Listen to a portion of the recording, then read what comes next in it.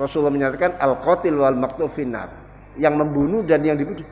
Kalau membunuh di neraka majar. Loh, yang terbunuh kok di neraka? Yaitu karena dia tidak mau keluar dari situasi ini. Kesulitan orang membedakan hak dan batil, benar dan salah, sekarang itu sulit. Ada hadis Rasulullah SAW menyatakan, la ta'tis sa'ah hatta ya'ti 'alan nas yaumun atau zamanun la yadril qatil fima qatal walal maqtul fima qutil. Qalu wa madzaka ya Rasulullah? Qala al-haraj. Qalu wa mal haraj ya Rasulullah? Al-qatl al-qatl wa fi riwayatin al-ikhtilaf wal ikhtilat. Lalu dilanjut dari Rasulullah, al-qatil wal maqtul finnar. Hadisun sahih. Kiamat belum akan didirikan, diselenggarakan, ya, sebelum ada suatu masa, suatu zaman yang dialami oleh umat yang disebut zaman ketidakjelasan, yaumul haraj. Ya, bahasa Maduranya disruption atau zaman fuka, era fuka. Yang cepat sekali terjadi perubahan-perubahan sehingga tidak ada kemantapan dalam hidup ini. Ya. Yaitu tadi, dan ini sudah membudaya sekali, kuat sekali sehingga menjadi sebuah keyakinan. Era disruption ini menjadi sebuah keyakinan dalam kehidupan kita. Apa disrupsi? Rasulullah menjawab, yaumul haraj. Di sini digambarkan la yadil qatil fima qatal walal maqtul fima qutil.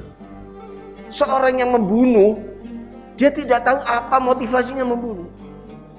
Ya hanya pengaruh zaman, keadaan.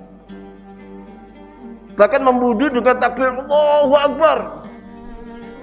Mateni wong itu dengan Allahu Akbar. Memfitnah orang, membuli orang, itu yang tampak hanya pahala. Dan sekarang sudah ini tidak pandang orang awam, orang pinter, tidak pandang ulamanya, tidak ustadznya, tidak pandang dzurriyah tertentu, bahkan sampai sekarang ini marojek mereka, orang yang sudah sulit lepas daripada yaumul haraj ini, justru marojek hoax yang tidak jelas. Isinya kebohongan, tidak benar, buat-buat. Pokoknya apa yang tidak berdasar. Ini justru menjadi marojek. Dan sekarang sudah di mana-mana. Merubah-rubah.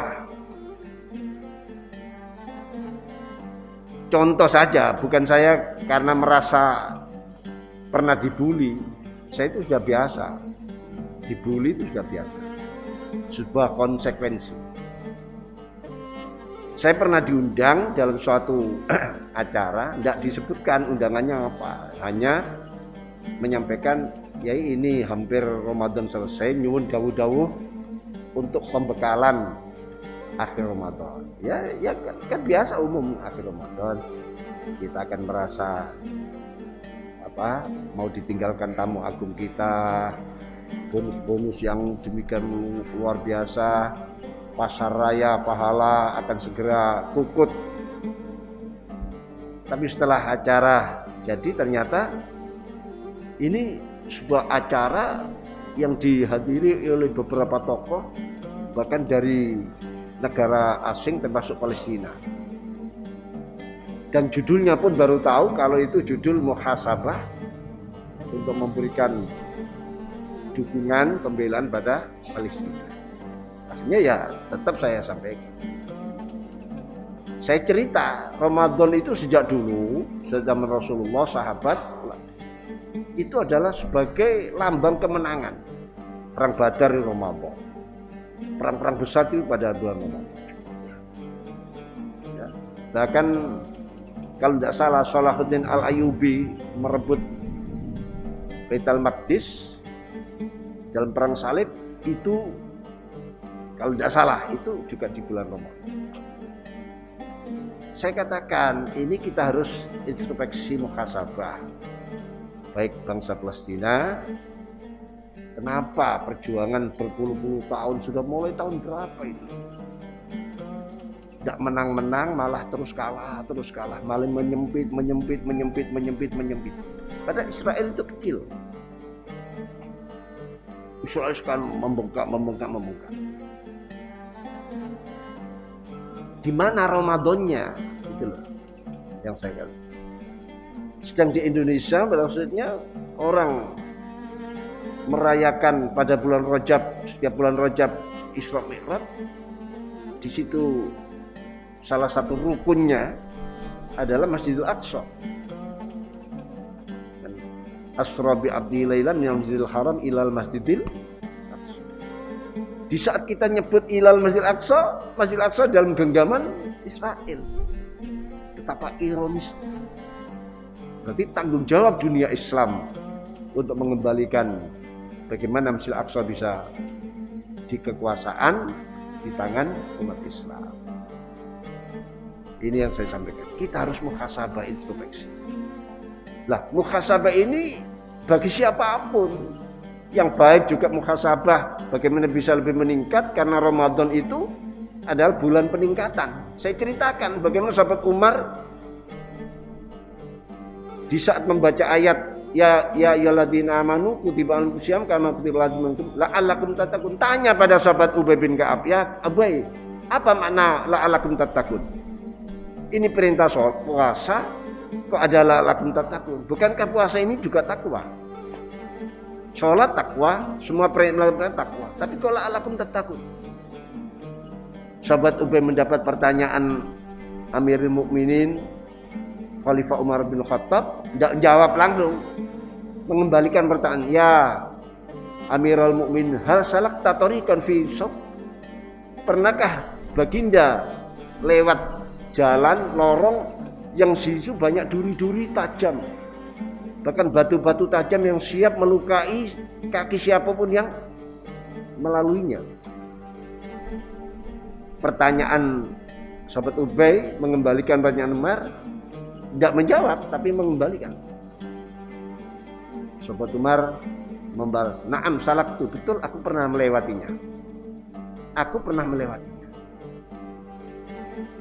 Dijawab begitu, sahabat Ubay tanya lagi, mada amilta hina idin? Apa sikap paduka saat melewati lorong yang banyak duri-duri tajam ini? Sahabat Umar jawab, syammartu wajhatu. Aku angkat kainku, aku sing-singkan lengan bajuku, aku angkat kainku, wajhatu, dan aku terus melangkah penuh dengan kehati-hatian, bukan mundur. Dijawab itu, sahabat Ubay langsung mengembalikan pertanyaan. Hakada makna la'allakum tattaqun. Itulah makna la'allakum. Sebuah semangat, menambah, merasa puasa ini menambah energi yang kuat, tapi ditambah dengan kehati-hatian. Nambah semangat, tapi hati-hati, kewaspadaan. Itu saya sampaikan di saat itu. Jadi puasa itu ada energinya sebetulnya. Ini kok begini. Dan saya tambah tanggung jawab negara-negara Islam, dunia Islam, bagaimana? Dan di Timur Tengah itu, di Palestina itu ada dua faksi besar yang selalu tidak pernah akur. Itu faksi Fatah dan Hamas. Yang Fatah ini sekuler, yang Hamas ini disebut-sebut didukung oleh Ikhwanul Muslimin dan sebagainya. Saya minta ini juga aktor. Sebuah kemenangan itu justru pada persatuan. Singkirkan sementara pertentangan. Ya kalau bukan sementara ya seterusnya. itu dipotong oleh Allah. Ya memang orang yang hatinya sudah aneh itu tadi. Mendengar ya tidak sedang dipotong. Disebutkan saya meminta Palestina introspeksi. Titik.